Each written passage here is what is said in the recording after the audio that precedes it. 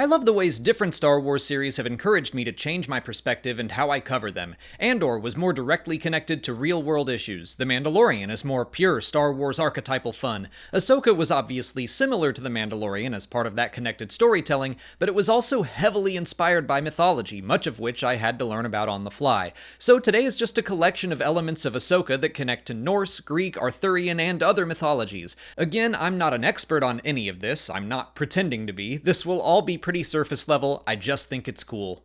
Balin's skull and Shin Hati are both named after some wolves of Norse mythology, Skull and Hati. Skull translates to one who mocks, and Hati means one who hates. I can see that for both characters. Balin was able to push Ahsoka and Sabine's buttons a bit, and Shin seems pretty hateful at times. The Norse wolves are said to chase the sun and the moon across the sky until the time of Ragnarok, or the end of the universe, at which point they would finally catch their prey as the sky darkened and the earth collapsed. We know Balin is chasing something. It could be that what he seeks will bring about Ragnarok. That could already be represented by Thrawn's return to the main galaxy. Or it could be that whatever he's after will bring about his own destruction, Indiana Jones style.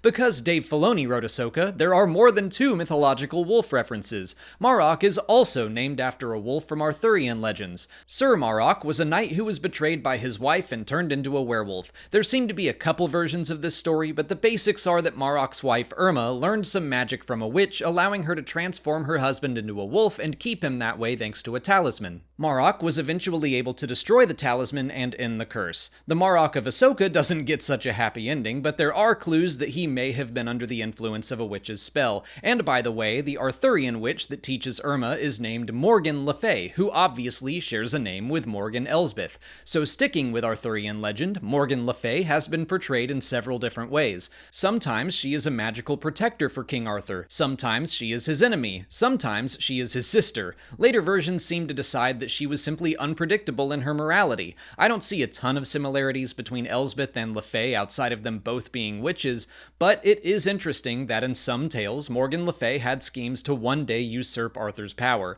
There are absolutely hints that Elsbeth and the other Night Sisters might only be temporary allies of Grand Admiral Thrawn.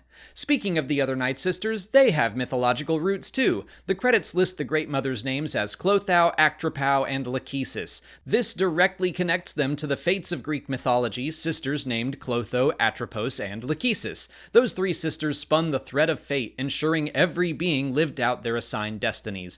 The Great Mothers refer to some aspects of their magic being threads, or surprises like Sabine being a loose thread. The visual manifestation of their magic sometimes appeared as red threads as well. They definitely seem to have some premonitions of the future. I think they also take some inspiration from another set of Greek witches called the Grey, 3 sisters that shared a single tooth and eye between them, and they're similar to the Norse goddesses of fate called the Norns, and they are similar to the witches of Macbeth. Sets of 3 witches pop up a lot in mythology, and now we can add Star Wars to that list. The Greek fates were also called the Moirai, which is a very similar name to the owl-like creature seen near the end of Ahsoka. Her name is Morai, and now we're connecting back to the mythology of Star Wars itself and another group of 3, the Mortis gods. They are the same figures represented by the statues Balin is seen walking on in the finale. The father, the son, and the daughter were immensely powerful beings. The daughter was an embodiment of the light side of the Force, the son an embodiment of the dark, and the father kept the balance between the 2 of them. The daughter sacrificed her life energy to save Ahsoka in the Clone Wars, and ever since then an avatar of the daughter has been seen following Ahsoka around in the form of Morai.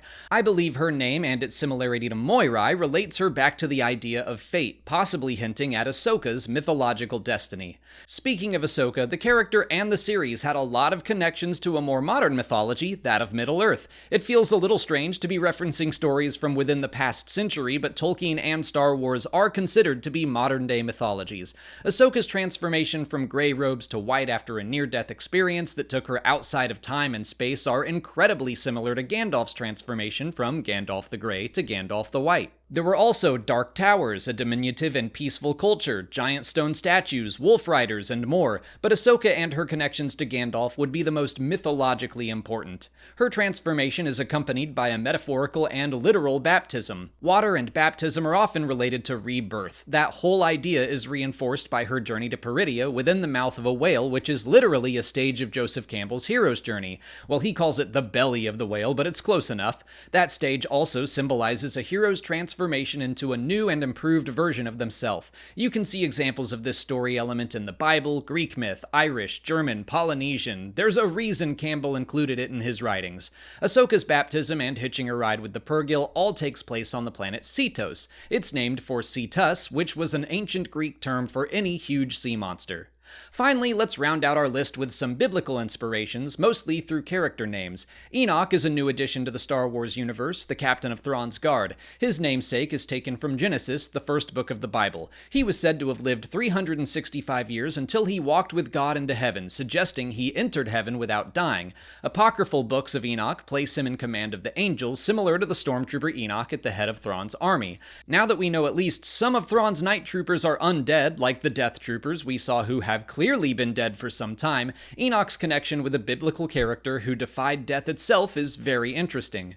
Ezra is also named for a biblical character who is said to have written several books of the Old Testament. His name means God helps or God protects. We can connect that to the supernatural way in which Ezra protected his homeworld Lothal through the use of the Force and space whales to exile himself and Grand Admiral Thrawn. The biblical Ezra also helped restore Jewish scriptures and religion to his people after Babylonian captivity.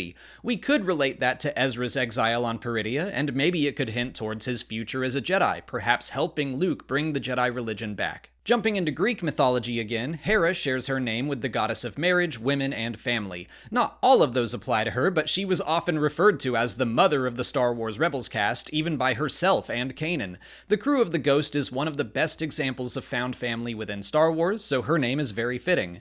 Sabine Wren takes her name from the Sabines of Roman history and myth. In that story, Romans invited their neighbors, known as Sabines, to a festival where they were kidnapped. I think that can connect back to Ahsoka and the Republic swooping in to liberate Mandalore from Maul's control, a heroic army that suddenly became an enforced occupation after the rise of the Empire and the activation of the clone's inhibitor chips. Sabine then grew up under that tyrannical rule. Roman history described the Sabine people as aggressive and warlike, which can clearly be attributed to Mandalorians as well. I think this is a coincidence, but it's curious that several Mandalorian characters have been voiced by actors who appeared in the HBO series Rome. Kevin McKidd voiced Finn Rau, Tobias Menzies voiced Tiber Saxon, and Baylan Skoll's Ray Stevenson voiced Gar Saxon. And that brings us to the end of Ahsoka's connections to other mythologies, at least the ones that I know about. I'm sure there are more, or smaller connections, like episode titles relating back to Macbeth or the Chronicles of Narnia, for example. Let me know what I left out in the comments. I'd love to learn more. If you haven't already, please like this video, subscribe to the channel, follow us on our socials, and consider checking out our Patreon page. As always, thanks for watching, and may the Force be with you.